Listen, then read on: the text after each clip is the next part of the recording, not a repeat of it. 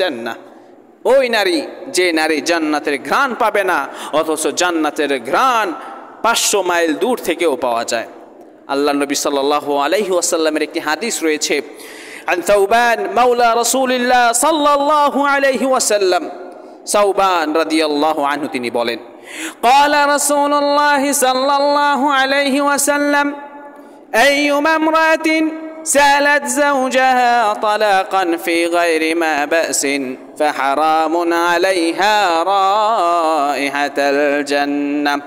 আল্লাহর নবী বললেন, যে নারী স্বামীর কাছে বিনা কারণে তালাক কামনা করে, কথায় কথায় বলে বাপের বাড়ি চলে যাব, তোমার ভাত খাবো না, আমাকে ঘর থেকে বের করে দাও, তোমার ভাত আমি খাবো না, তোমার ঘরে আমি সংসার করব না, বাপের বাড়ি চলে গেলাম, কথায় কথায় সামান্য মনমালিন্য হলেই এই কথা বলে দেয় যে আমাকে তালাক দিয়ে দাও, আমি তোমার সংসার করব না, আমি বাপের বাড়ি চলে যাব। আল্লাহর নবী বলছেন ওই নারী সম্পর্কে, যে নারী তার স্বামীর কাছে অযথা তালাক কামনা করে, তালাক কামনা করে, ফাহারামুন আলাইহা রাইহাতাল জান্নাহ, তার জন্য জান্নাতের ঘ্রাণটাও পর্যন্ত হারাম করে দিবেন আল্লাহ রাব্বুল আলামিন।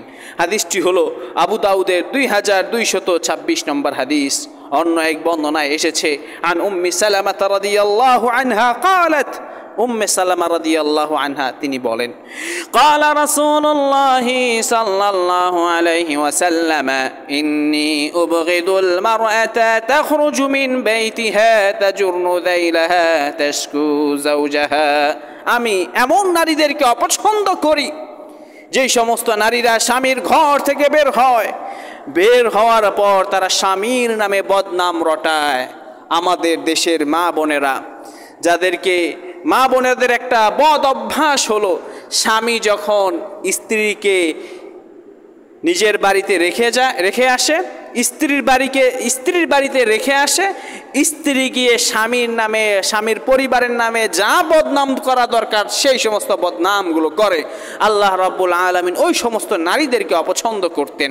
হাদিসটি মুআজামুল কাবীর লিত-তাবরানী নামক গ্রন্থে রয়েছে। তারপরে